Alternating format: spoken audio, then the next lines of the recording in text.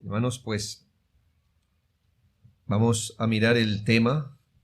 Realmente es un tema breve, es un tema que ya hemos tocado de forma inferencial, así que creo que no voy a aportar nada, un contenido nuevo, pero sí voy a extenderme un poco en lo que ya hemos entendido, y es el punto del arrebatamiento post-tribulacional. El arrebatamiento post-tribulacional. Esta es la lección 18 de escatología.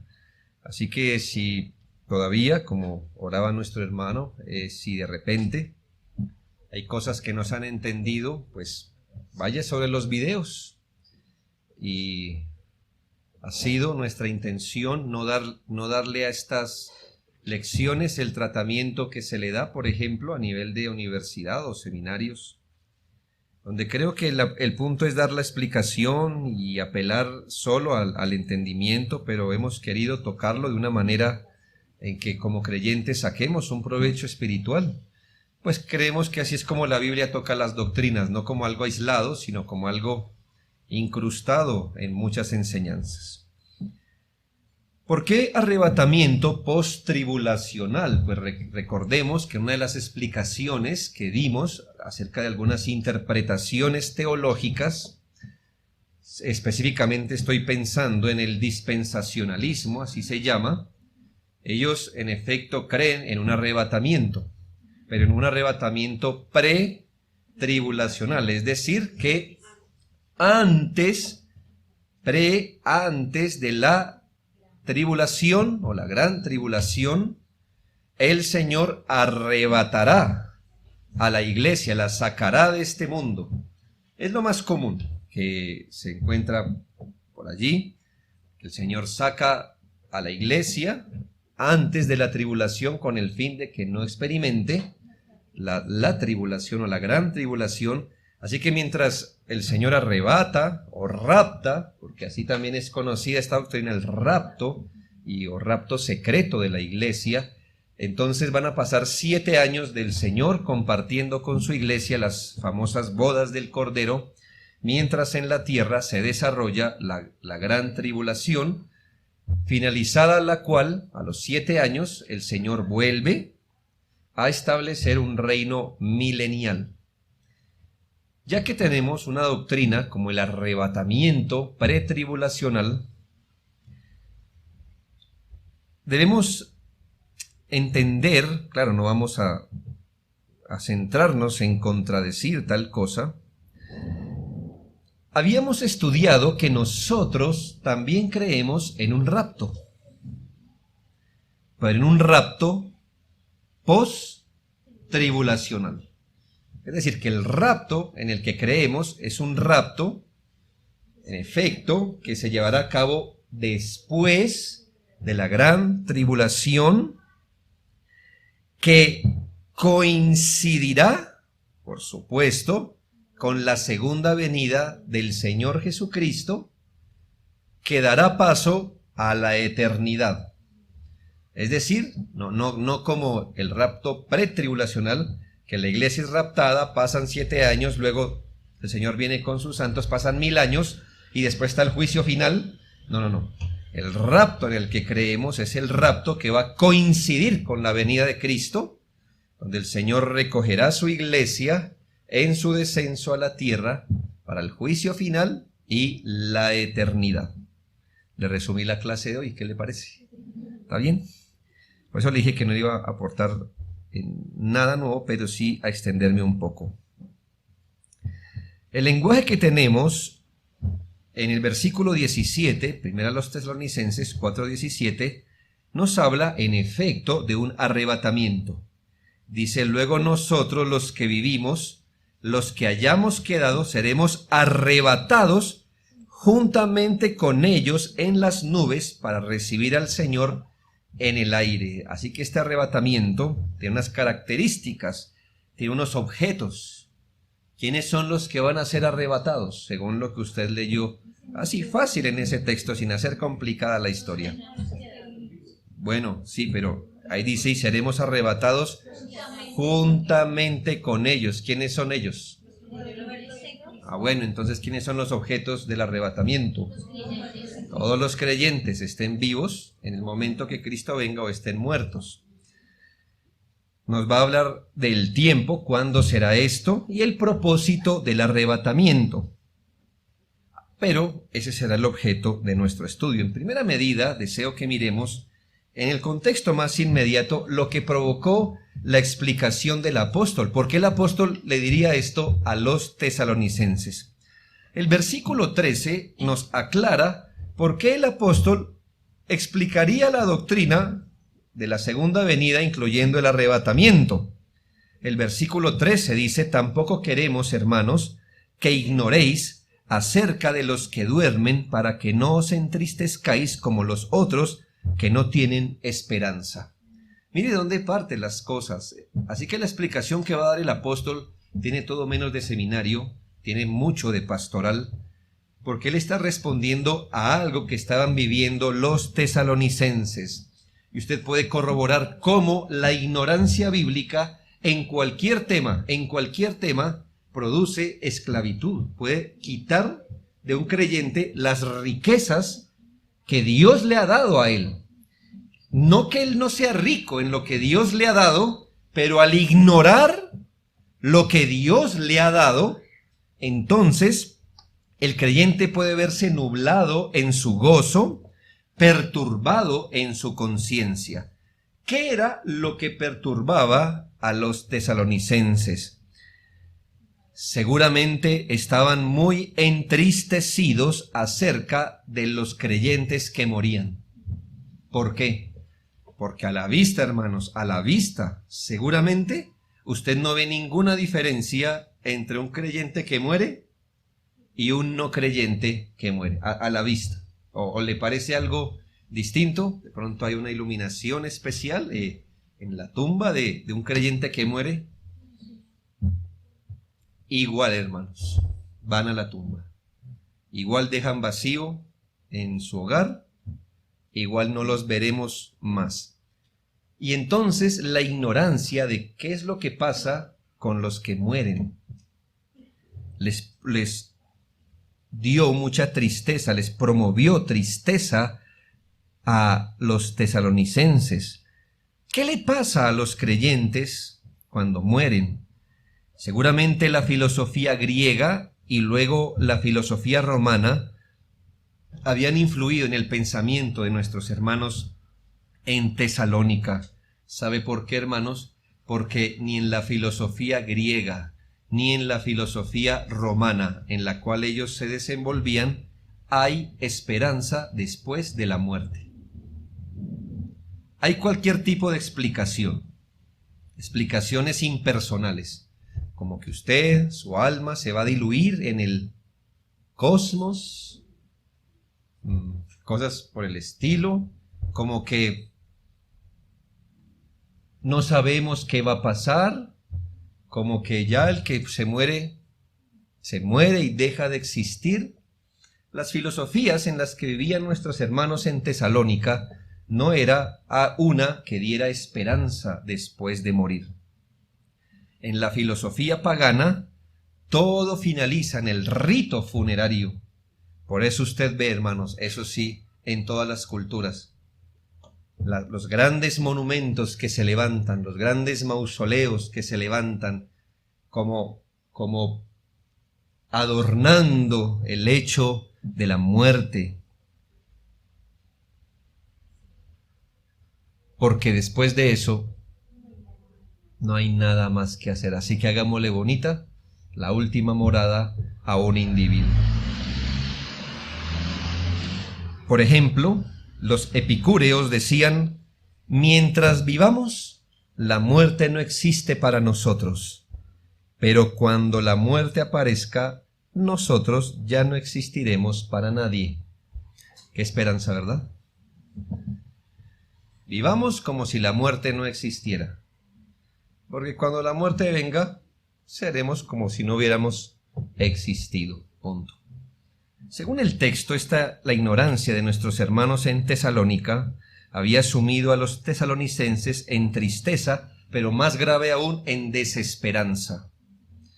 Como usted lo leyó, para que no os entristezcáis como los que no tienen esperanza. Hermanos, no solo la ignorancia bíblica les había traído tristeza, sino desesperanza. Y para un creyente perder la esperanza, hermanos, es perder una pierna literalmente. La palabra de Dios nos habla de el papel que juega la esperanza en nosotros, los creyentes. Por ejemplo, Romanos 8:24, porque en esperanza fuimos salvos. ¿Ya? En esperanza fuimos salvos. Romanos 12:12, gozosos en la esperanza. Romanos 15:4, porque las cosas que se escribieron antes para nuestra enseñanza se escribieron a fin de que por la paciencia y la consolación de las Escrituras tengamos esperanza.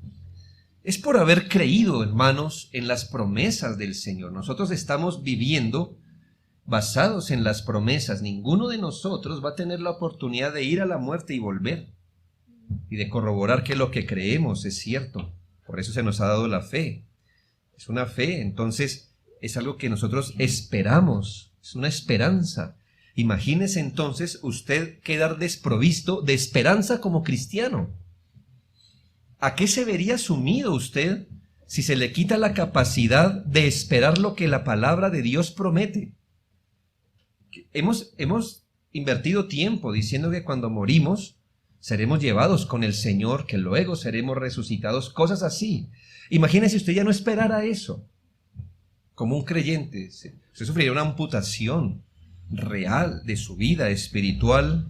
Es por la esperanza, hermanos, que nosotros nos estiramos a lo eterno, buscamos inmortalidad y gloria por el Evangelio. Es el creyente quien sí tiene esperanza. Luego, la muerte de un hijo de Dios no deja a los dolientes en la incertidumbre ni tristeza extrema o irremediable. La muerte, aunque nos hiera, tiene esperanza también. Primero, porque al morir un hijo de Dios es arrojado a un estado de paz y refrigerio. Eso esperamos, ¿no? Creo que eso nos va a sostener el día de nuestra muerte, sí, si tenemos la oportunidad de agonizar. En un momento, nuestra tristeza será tornada en gozo, de paz. Y podemos decir, sí, Él descansa en paz realmente. Y por eso la Biblia le llama a morir, en el caso de los creyentes, dormir. No porque haya inconsciencia, sino porque la Biblia no quiere ser tan fuerte en plantearnos un escenario tan feo, sino que aún en la muerte hay esperanza, es como un dormir. Y también, hermanos, hay esperanza, no solamente porque esperamos tener paz y refrigerio al morir, sino por la expectativa que tenemos los que hemos muerto en Cristo. Hermanos, en estas épocas, yo creo que en todas las épocas ha pasado, pero aquí se ve más, y quizá en otros países se ve mucho más pronunciado, y es el fenómeno de tener familias donde sus miembros se van de casa un año, no sé, aquí prestar el servicio, pero en otros países es común que los hijos se preparen en la universidad, se vayan, y solamente se cuenten con un par de días al año para poder reunirse con la familia, como, que digo yo, acción de gracias, como pasó este jueves quizás en Estados Unidos, o aquí las celebraciones decembrinas cumplen ese propósito, ¿verdad? Que los que están fuera es como la excusa, como que al menos nos veremos una vez al año. Y hermanos, aquí hay algo, y es que piense, hermanos, todas las categorías en las que pueden estar hoy los elegidos de Dios. Piensen los elegidos de Dios. Unos ya están muertos, ¿verdad? Y entonces están en el cielo, en alma. Otros elegidos, estamos en la tierra, en el cuerpo. Y otros elegidos ni siquiera han venido a Cristo hoy día. Son elegidos, todavía no están en Cristo. ¿Cuándo se reunirá toda la familia, hermanos? cuando se reunirá toda la familia. Ya vendrá el día, hermanos, y esa es nuestra esperanza. Imagínense, hermanos, tenernos que despedir para decir, hermano, hasta nunca, hasta nunca.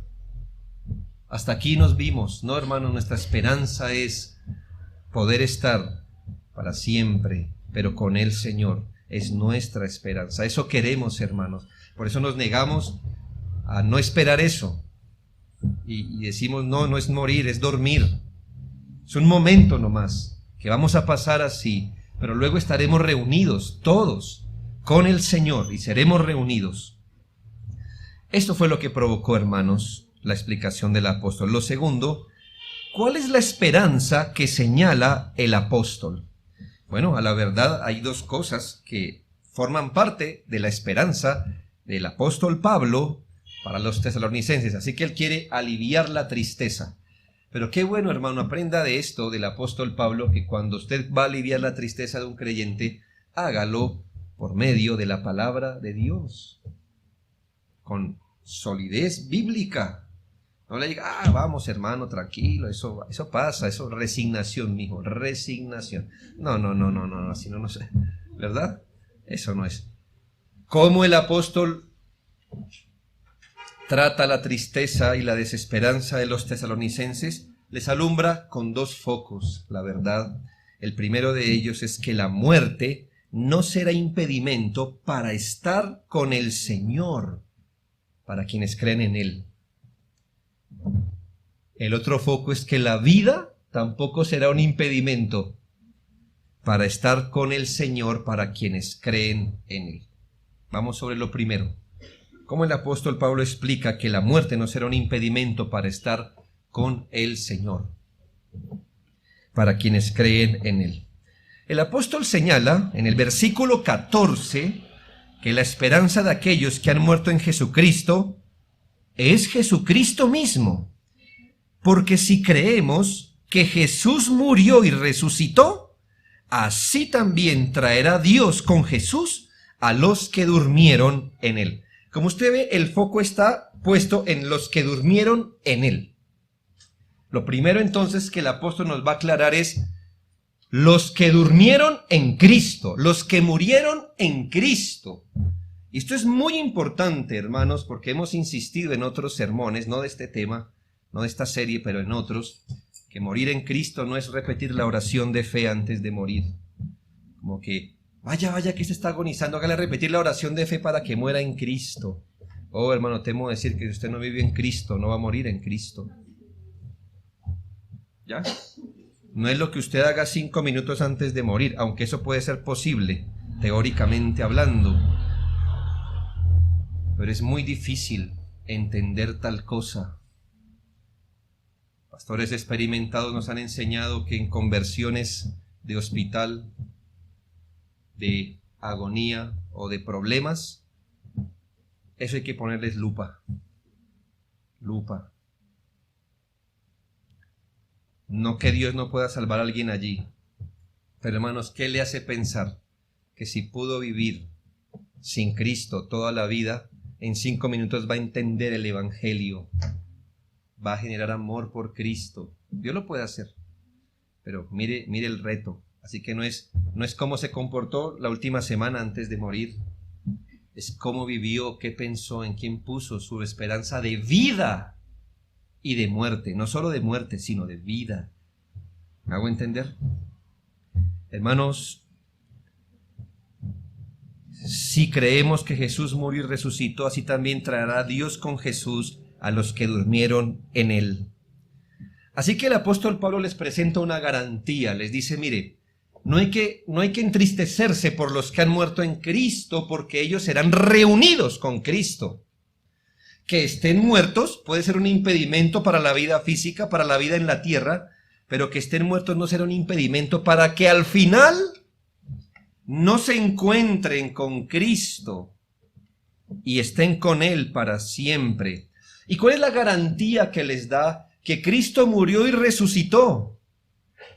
Porque si creemos que Jesús murió y resucitó, así también traerá Dios con Jesús a los que durmieron en él. Así que la esperanza de todo creyente que muere en Jesucristo es Jesucristo mismo. Ya que él murió y resucitó, entonces el creyente tiene esperanza que al morir él, entonces resucitará y estará con el Señor para siempre. Muy importante, hermanos, porque entonces cuando vayamos a morir, no diremos, nos hemos portado bien, ay, me faltó esto por hacer, que todo eso nos va a acompañar el día de la muerte, hermanos, pero ¿cuál será nuestra esperanza? Jesucristo, Jesucristo, hermanos. Que si morimos en Cristo, así como Él murió y resucitó, así nosotros al morir, luego, en esos planes divinos, seremos reunidos para estar con el Señor. Hermano, ¿no le parece que ya hemos creído lo más? Hemos creído que Jesús murió y resucitó. Y si hemos creído lo más, hermano, ¿por qué no creer lo menos?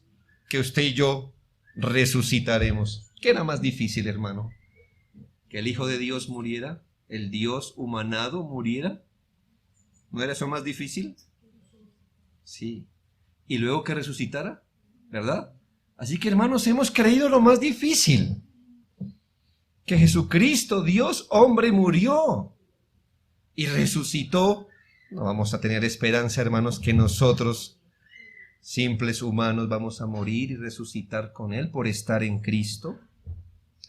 Cualquier duda con respecto a si la muerte sería un impedimento para que los creyentes estén con el Señor queda infundada. Ellos serían, según el texto, traídos por Dios. Dice, traerá Dios. Así que no es un asunto del mismo ser humano al morir estirándose para estar con Dios. No, hermanos. Dios traerá a los que durmieron en Cristo. Él los traerá. Esto es una certeza, hermanos, porque si Dios trae de la muerte a alguien, nadie lo interrumpe. Y lo segundo dice, Dios traerá con Jesús. Déjeme parafrasearle, Dios traerá para estar con Cristo. Con Cristo. Es decir, la muerte no va a ser difícil que todos los hijos de Dios se encuentren con su Señor. Debemos preguntarnos aquí, ¿cuándo Dios traerá con Cristo o para estar con Cristo a los que durmieron en Él? Por supuesto que aquí la perspectiva de Tesalonicenses no es enseñarnos que cuando alguien muere su alma pasa inmediatamente a estar con el Señor. Esta no es la perspectiva. La perspectiva que maneja Tesalonicenses es que pasará al final, luego de la resurrección. Porque sabemos, hermanos, que cuando un creyente muere, de inmediato pasa a estar con el Señor, pero en su alma. Pero esa no es la perspectiva de Tesalonicenses, es cuando seremos reunidos con el Señor finalmente, como hombres. Y entonces, ¿cuándo será ese cuándo? Versículo 14 nos narra el hecho, pero no el cuándo. Serán los versículos 15 al 17 que nos dicen cuándo será eso. Por lo cual os decimos esto en palabra del Señor, que nosotros que vivimos, que habremos quedado hasta la venida del Señor. Mire, ya nos ubicó en un tiempo. ¿Cuándo? La venida del Señor. No precederemos, es decir, no seremos arrebatados primero a los que durmieron, porque el Señor mismo, con voz de mando, con voz de arcángel y con trompeta de Dios descenderá del cielo, y los muertos en Cristo resucitarán primero. ¿Cuándo? Los que murieron en Cristo serán reunidos con su Señor. ¿Cuándo? Cuando el Señor venga por segunda vez. Y no va a venir secretamente. El versículo 16, si no estoy mal, es el versículo, le llaman, más ruidoso de la Biblia. ¿Por qué? Con voz de mando, con voz de arcángel y con trompeta de Dios. Eso de secreto no tiene nada, hermanos. Cuando los muertos en Cristo vendrán a estar con Cristo, cuando el Señor venga, y cuando venga, con gran estruendo, así que está haciendo referencia a su segunda venida. Allí, en su segunda única, usted ya sabe por qué digo segunda única, ¿verdad? Porque hay unos que dicen su segunda y después su segunda, pero de verdad, y que es como la tercera. Bueno, para no entrar. Su segunda única venida, visible, estruendosa, Cuando el Señor descienda del cielo, se llevará a cabo esta resurrección de los que han muerto en Cristo. Y Él traerá, Dios le traerá, Dios se los presentará a Cristo. Dios hará esa obra maravillosa de tomar a su pueblo y decirle a Cristo: este es el pueblo por el que moriste, ahora estarán contigo. Dios los traerá allí. Y eso debemos saber. Así que eso es lo primero que el apóstol le señala a los tesalonicenses, que la muerte no será impedimento para estar con el Señor, para los que han dormido en Él. Ahora, lo segundo. Bueno, entonces ahora estábamos tristes porque parecía que los que mueren en Cristo estaban en desventaja. Ahora Pablo nos dice, no están en desventaja. Es más, ellos les aventajan. ¿Por qué? Porque van a encontrarse primero con el Señor. Y entonces los vivos estamos en desventaja ahora. O sea, ahora se planteó el otro escenario. Entonces ahora nosotros pensamos que estábamos por encima y ahora resulta que ellos estarán mejor. Y entonces los que estemos vivos, ¿qué pasará con nosotros? ¿Estaremos con el Señor? Entonces aquí el apóstol muestra la segunda parte de la esperanza, y es que la vida no será ningún impedimento para estar con el Señor, claro, en el caso de los que creen en Él o los que creyeron en Él. A señalar, hermanos, lo primero, que esto es dicho con autoridad divina. Note las palabras del versículo 15. Por lo cual os decimos esto en palabra del Señor. ¿Por qué el apóstol? Claro, el apóstol estaba siendo inspirado por el Señor, pero ¿por qué quisiera decir esto? Lo decimos en palabra del Señor. Probablemente el mismo Señor en vida haya enseñado esto a los discípulos, o él lo recibió directamente como algo de Cristo mismo. Usted sabe que el apóstol tuvo unas revelaciones especiales de Cristo, y entonces es posible que el mismo Señor le haya dado esta revelación a él. Lo decimos en palabra del Señor, y esto da certeza, hermanos, porque les recuerdo cómo era la filosofía de antes. ¿Qué pasará con un muerto? No sabemos. Pues a lo sumo, no sé qué película es. Se me hace que es como Gladiador, si no está mal. Que llega un momento donde a veces las películas dicen más de lo que usted ve, porque retratan la filosofía. Y miraban a las estrellas, ¿no era? Y algo así como, bueno, ¿qué esperas? Yo espero ser una estrella mañana, para que ilumine, algo así, cosas. Me dice, no, pues, esa esperanza, ¿verdad?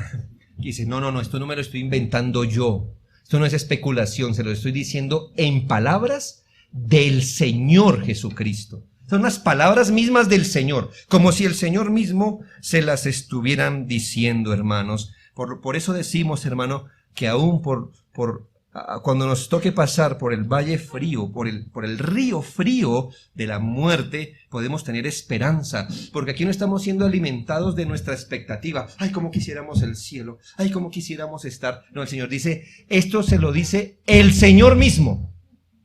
El Señor mismo. Y el apóstol enseña que cuando Cristo venga, unos estarán durmiendo en Cristo y otros estarán vivos en Cristo. Los vivos no se encontrarán primero con el Señor en el aire. Todo va a ser simultáneo, pero en orden. Entonces tenemos aquí que el Señor va a levantar de las tumbas a los que están muertos. Y enseguida, en la fila, los que estén vivos. Así que van a estar siendo arrebatados para con el Señor. Lo otro a resaltar, como le dije, es que esto que va a pasar con los vivos, bueno, y con los muertos también, no tendrá nada de secreto. Esta frase del apóstol Pablo tiene que ver, hermanos, como el llamado de un general a sus súbditos para que sean convocados con voz de arcángel, como que el que habla es la autoridad, y con trompeta, ¿verdad? Es como que un general quiere recoger a su ejército, de manera que, hermanos, nada tiene que ver con algo secreto, como que nos plantean esa interpretación, que de un momento a otro hay un desvanecimiento de algunos y todo el mundo empieza a mirar al cielo como ¿qué habrá pasado? ¿No? Por allá uno grita, como decía un autor, ¿verdad? Como un cantante antiguo, pero uno dice, Cristo vino y a su pueblo se llevó. ¿Será? Y entonces hay especulación, no sabemos qué pasará. No sabemos, no, hermano, sí vamos a saber, porque eso de secreto no va a tener nada, será muy visible. ¿Qué va a acontecer con los vivos en el Señor?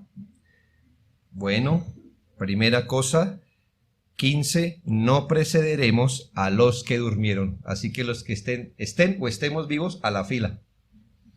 Tendremos que ver cómo el Señor honra la fe de quien murió esperanzado en Él. Al fin y al cabo unos estarán vivos, todavía por la vista, pero ellos murieron sin ver, en la esperanza de encontrarse con Cristo, y Dios les va a dar ese honor de levantarlos primero, delante de los ojos de los que estemos o de los que estén. Los va a honrar delante de todos. Tendrán cierta ventaja. Los muertos en Cristo se encontrarán primero. Recibirán sus cuerpos primero. Los cuerpos glorificados. Y así Dios los distinguirá especialmente.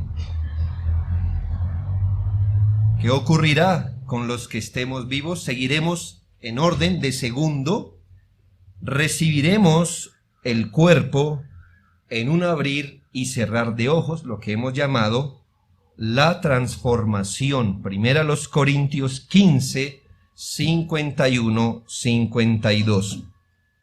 Dice Pablo, aquí os digo un misterio, no todos dormiremos, es decir, moriremos, pero todos seremos transformados en un momento, en un abrir y cerrar de ojos, a la final trompeta, porque se tocará la trompeta, y los muertos serán resucitados incorruptibles, y nosotros seremos transformados.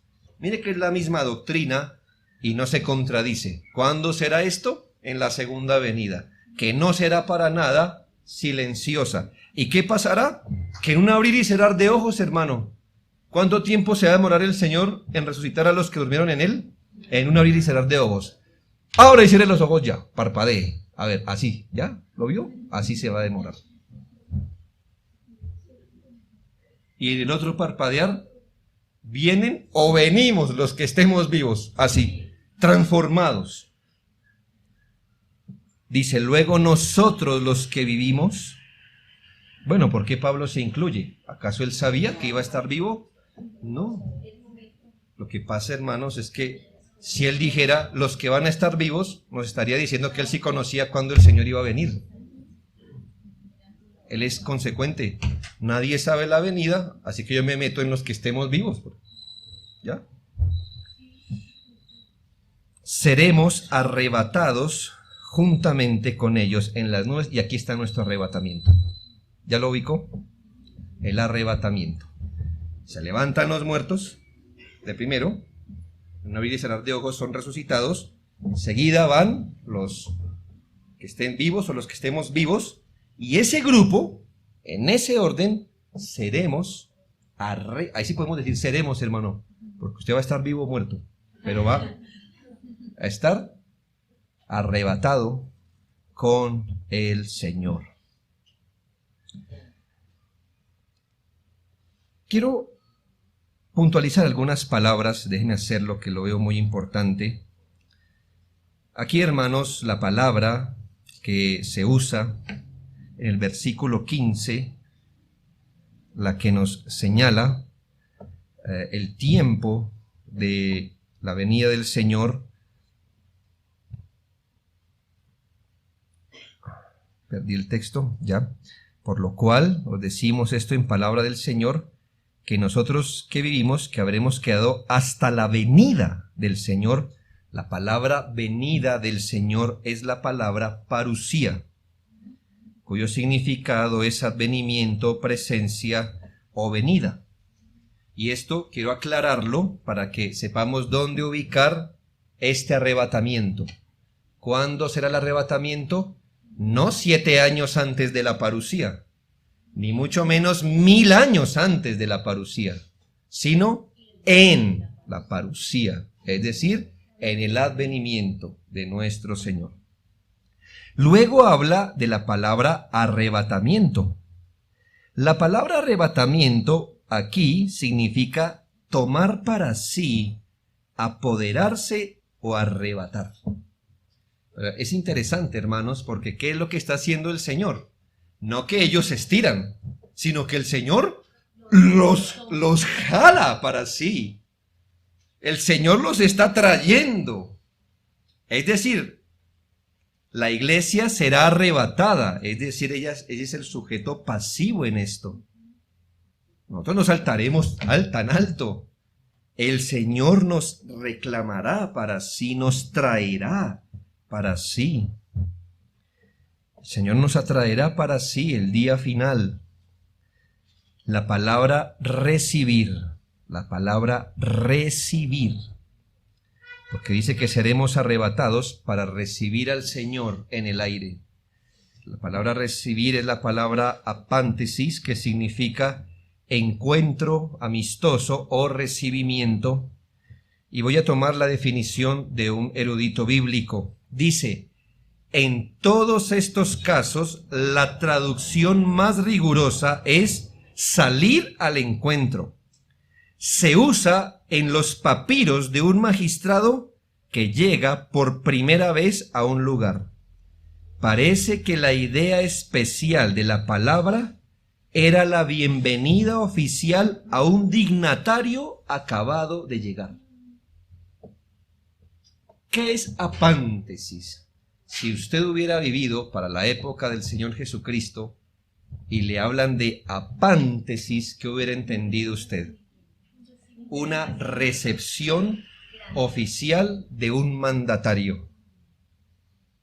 Entonces, ¿qué ocurre? Vamos a suponer que llega un dignatario aquí, entonces le hacemos una recepción, ¿verdad? La idea, hermanos, no es que lo salimos a recibir, le damos la bienvenida, él llega hasta las escaleras y se va para la calle y se va, ¿verdad?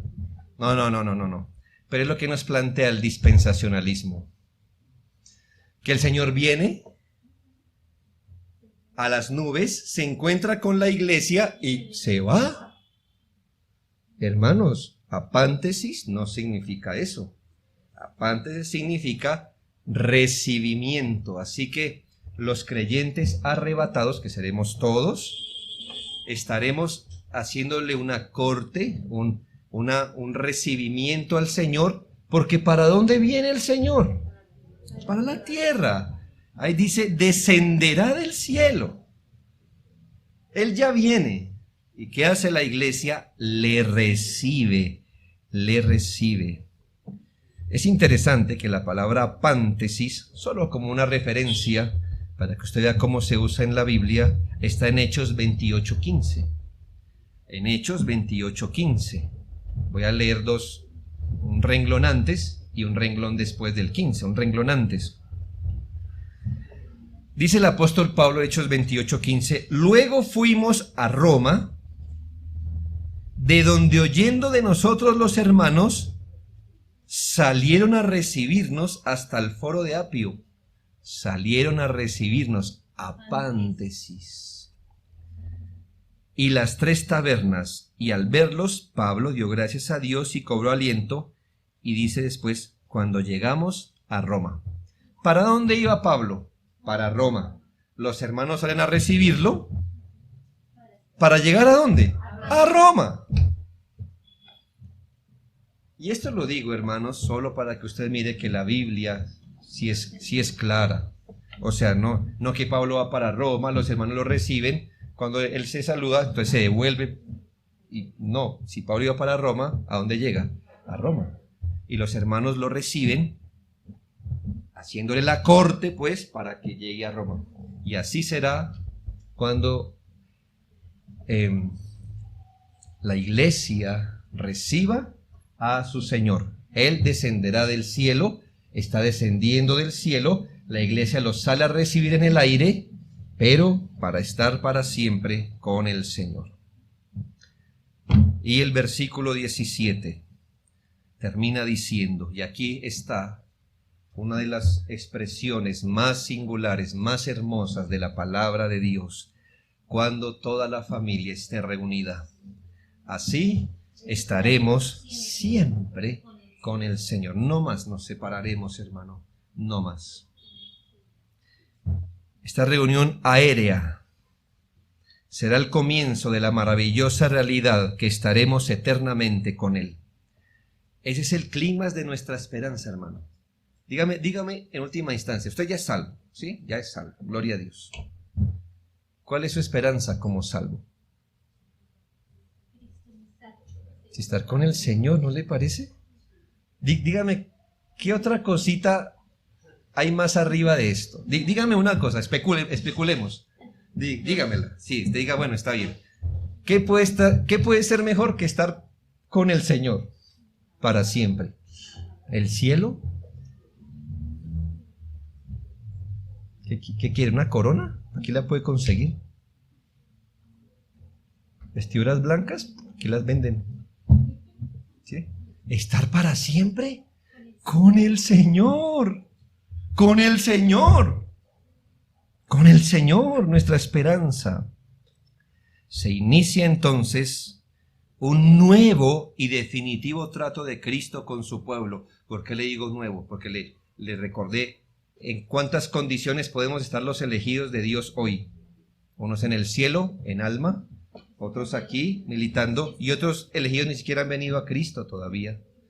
Pero esta vez el Señor ahora va a tener todo su pueblo reunido por primera vez, así como fue concebido en el decreto de la predestinación.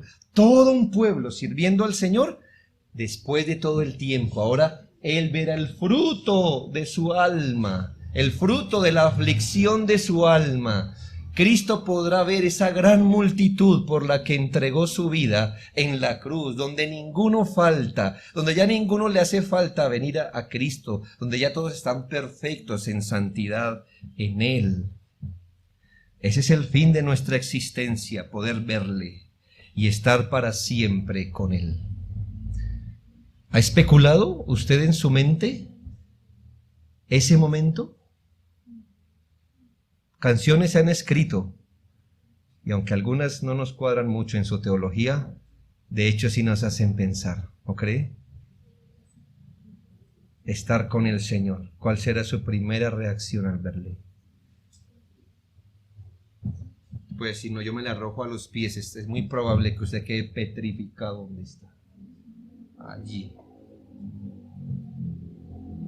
Ni siquiera pueda moverse. Ni siquiera puede articular con sus labios. A veces vemos los videos cuando familias han estado separadas por tiempo. Esos videos de los soldados que llegan y sorprenden a sus familias, ¿no?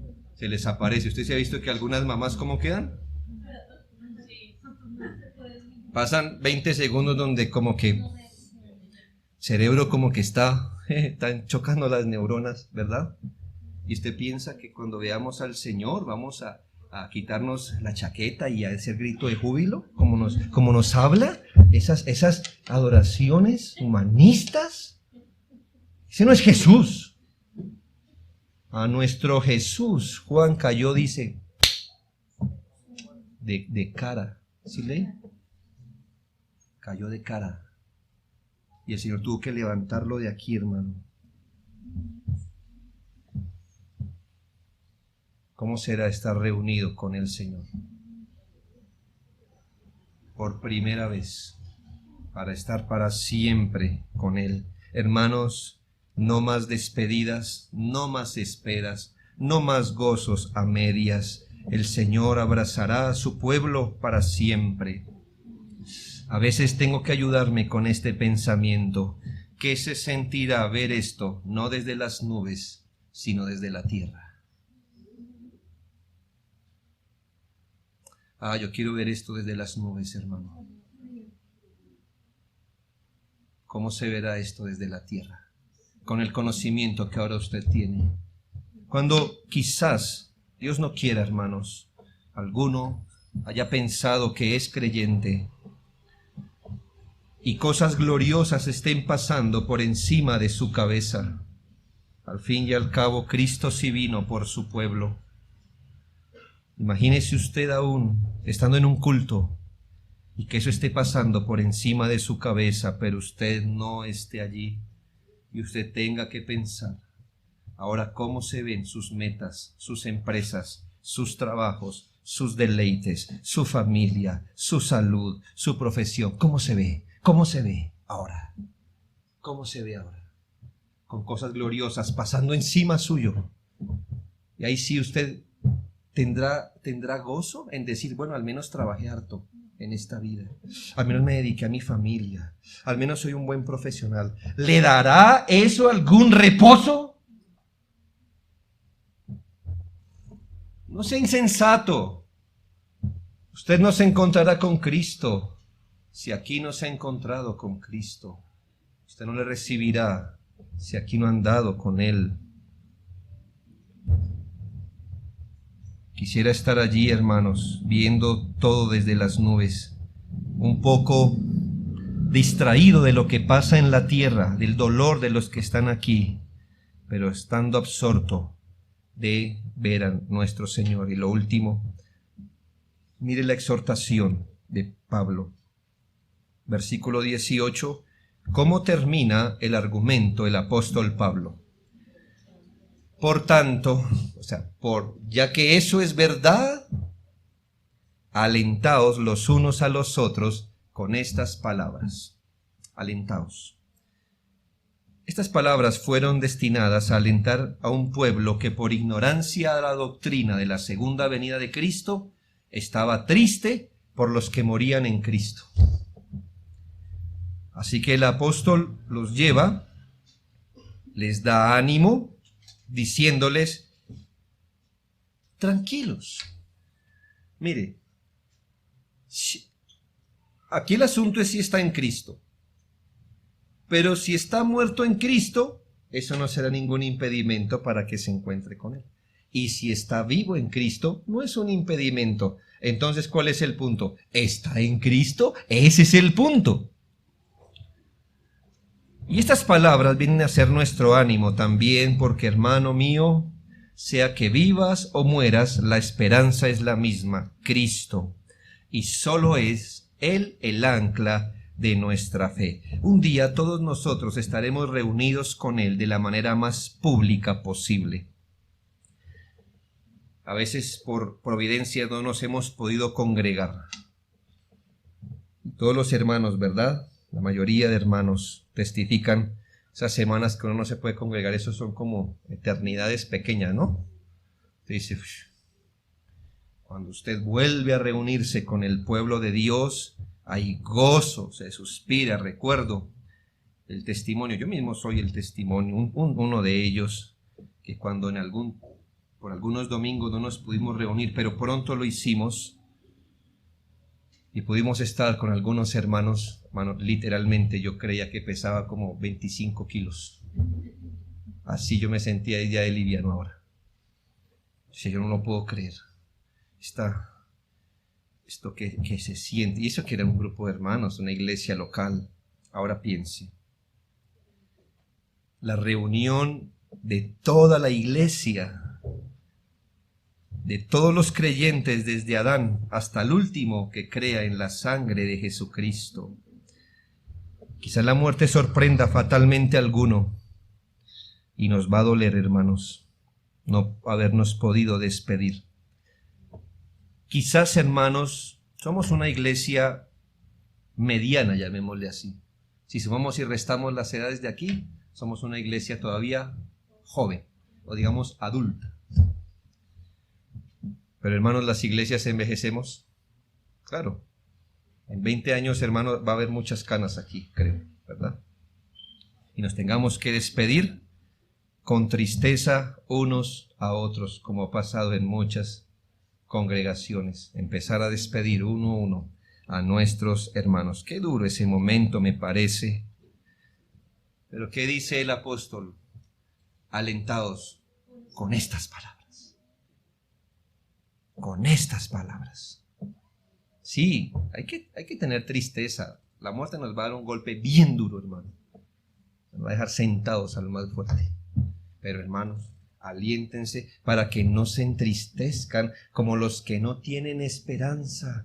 ¿Con qué esperanza muere alguien sin Cristo? ¿Con la esperanza de resucitar para ser condenado en el infierno? Pero en cambio el hermano en Cristo sí tiene esperanza. Es más, un día le veremos. Y él será muy semejante a Cristo. Hace un tiempo tuve que ser portador de malas noticias, digamos malas relativamente, con respecto a la partida de un creyente a la presencia de Dios. ¿Cómo decirle a los otros que este hermano había muerto? Pero luego pensé, ¿por qué tristeza? Y alenté a los demás creyentes a considerar que tal hermano llegó a donde él quería llegar. Era su deseo estar allí y llegó. Y que hoy sus ojos están tan absortos en Cristo que yo creo que no está pensando en nosotros. Se adelantó a donde todos queremos llegar.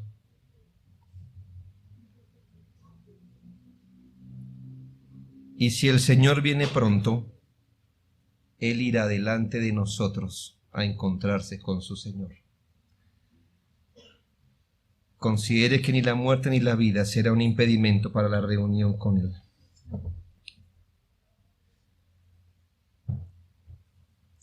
Quiero plantearle un cuadro y vamos a retroceder los cuadros, no como el parqués que vamos para adelante, sino vamos para atrás.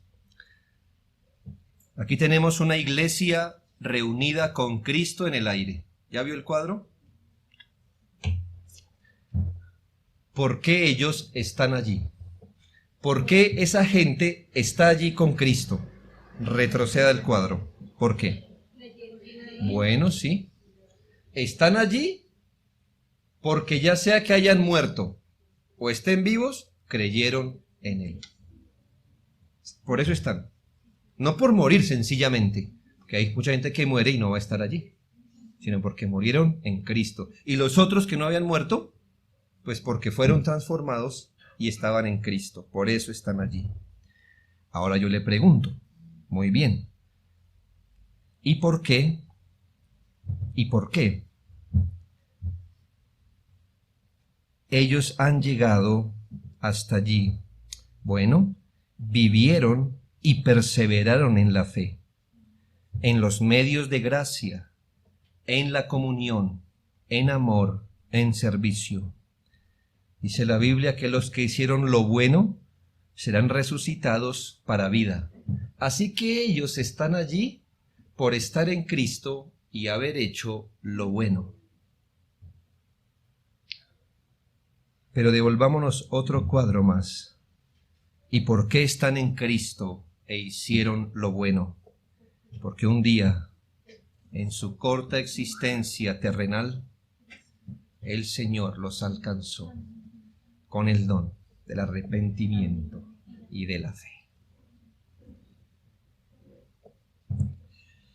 En un momento de su existencia pecaminosa, escucharon el Evangelio glorioso, recibieron la palabra, creyeron en el sacrificio de Jesucristo.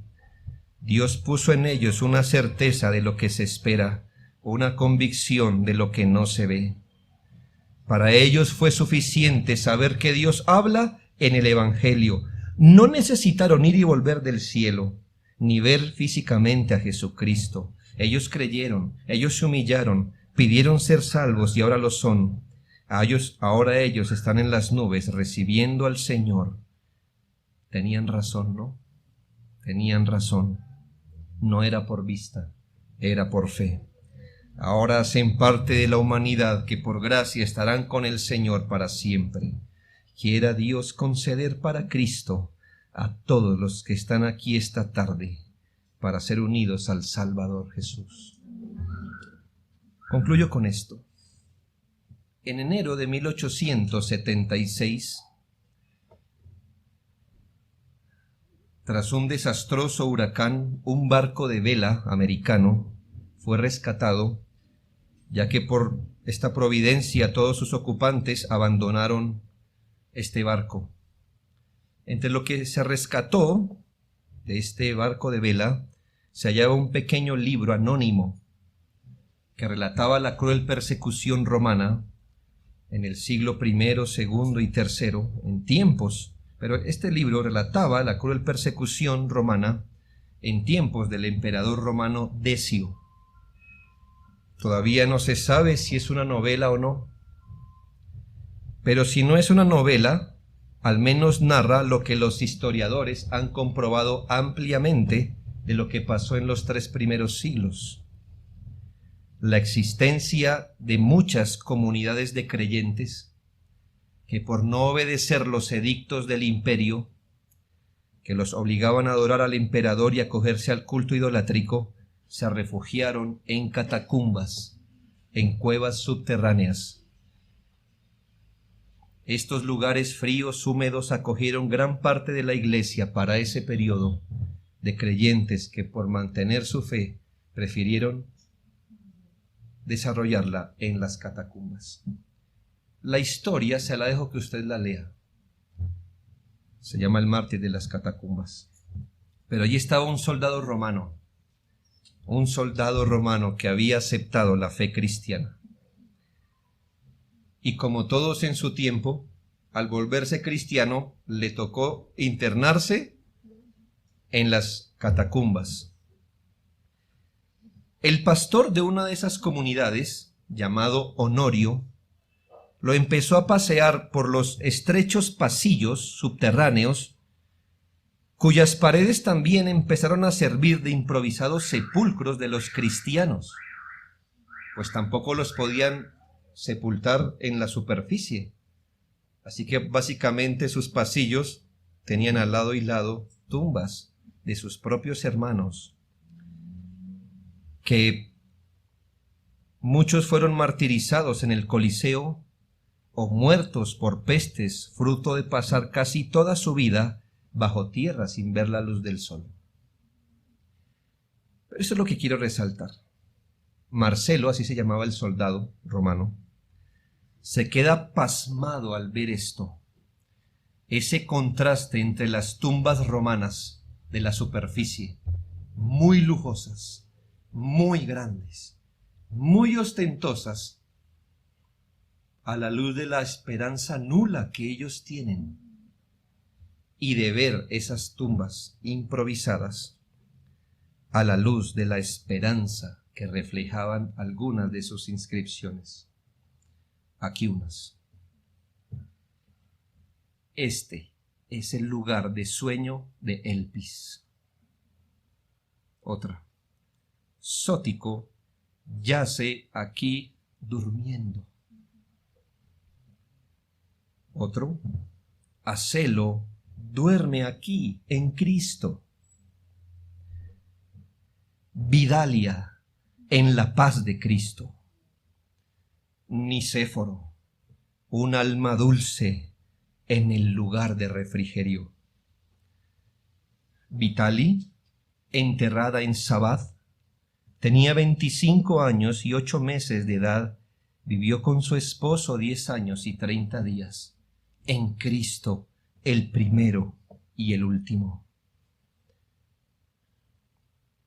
Y otra, en Cristo, Alejandro no está muerto, sino que vive más allá de las estrellas, y su cuerpo reposa en esta tumba. Él rindió su vida bajo el emperador Antonino, fue sacado para ser ejecutado. Oh, tiempos tristes aquellos, en los cuales aun entre los ritos y oraciones sagradas, ni aun en las cavernas podíamos estar seguros, pero al fin ellos brillarán en el cielo. Esa es nuestra esperanza, hermano. Dormir en Cristo y estar con Cristo. Oremos.